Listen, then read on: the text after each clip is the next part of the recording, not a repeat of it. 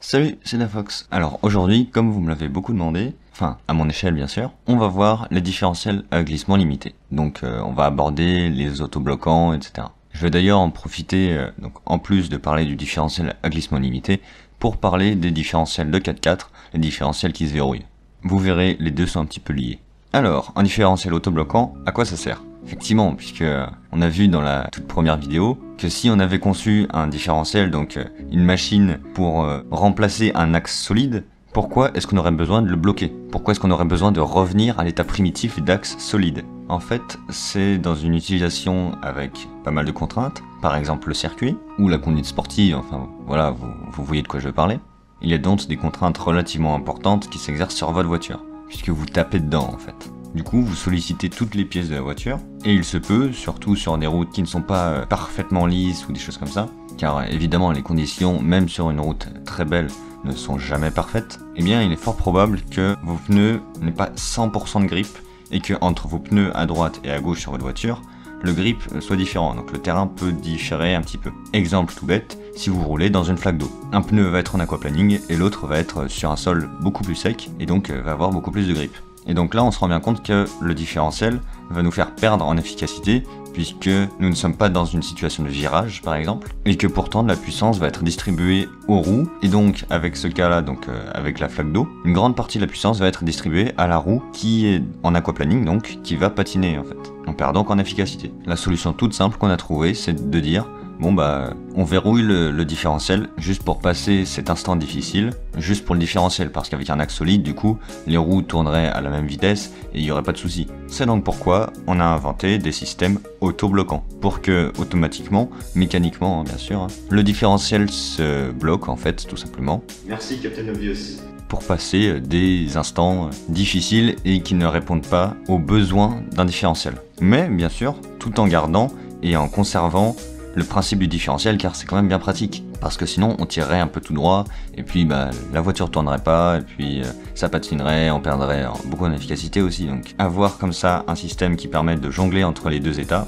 nous permet donc d'être encore plus efficace. On va donc commencer par les différentiels de 4x4 qu'on peut bloquer sur commande avec un petit levier normalement. Donc là simplement c'est pour que les roues d'un train puissent tourner ensemble. Par exemple, s'il y en a une en l'air, pour éviter, comme on l'a vu sur la précédente vidéo, la vidéo du différentiel bien sûr, que quand on est en croisement de pont par exemple, là, qu'il y a une roue dans le vide, pour éviter que ce soit elle qui ne fasse que tourner et que l'autre ne tourne pas du tout. Comme ça, tout tourne d'un bloc et on peut avancer. En fait, c'est tout simple. Vous vous souvenez du crabeau là, la précédente vidéo? Eh bien, on va juste mettre un crabeau entre la cage du différentiel et une des sorties. Du coup, ça va faire que quand on va solidariser la cage et un des arbres, avec la pignonnerie, donc les planétaires et les satellites qu'il y a dans le différentiel, puisqu'un des axes est bloqué par rapport à la cage, l'autre ne va pas pouvoir tourner puisque les pignons vont le bloquer en fait, et donc tout va tourner d'un bloc. Et évidemment, quand on désengage le crabeau, ça redevient un différentiel normal quoi.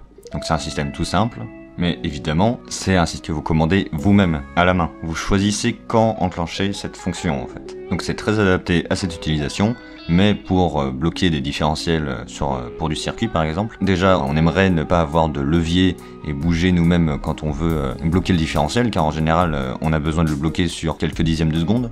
Et de plus, si on se débrouillait pour faire une sélection commandée ou automatique, donc qui engagerait le crabeau quand il y en a besoin, souvenez-vous, le problème du crabeau, c'est qu'il faut que les deux pièces, que les parties mâles et femelles, soient en phase en fait, qu'elles soient pile en face, enfin qu'elles puissent rentrer en même temps en fait, sinon ça rentrera pas. C'est pour ça que vous débrayez pour rentrer des vitesses. Donc pour les différentiels de course, on peut pas faire ça. C'est pour ça qu'on a inventé le différentiel à glissement limité. Car, effectivement, je vous ai caché une propriété des roues dentées, des pignons, etc. Oh le vilain! En effet, les roues dentées, en fait, n'exercent pas un effort juste entre leurs dents qui transmet un couple. Il y a aussi un effort radial.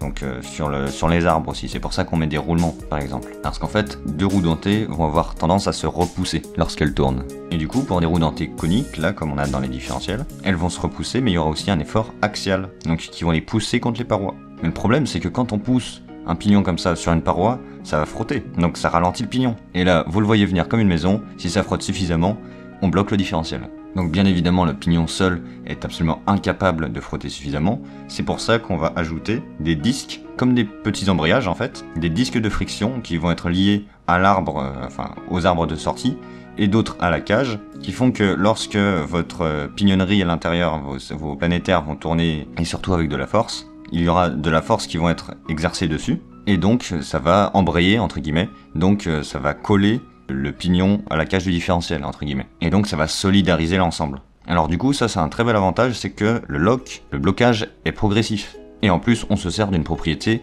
d'un truc qui est déjà là de base. Quelque chose qu'on essaye d'ailleurs de limiter dans un différentiel qui n'est pas glissant limité, puisque du coup ça ferait des efforts sur les roulements, etc. Car en fait, on s'appuie sur les roulements, donc bon, ces efforts sont là quand même, mais ils sont pas utilisés pour solidariser la cage et les sorties. Par contre, comme dans n'importe quelle machine, il y a des inconvénients.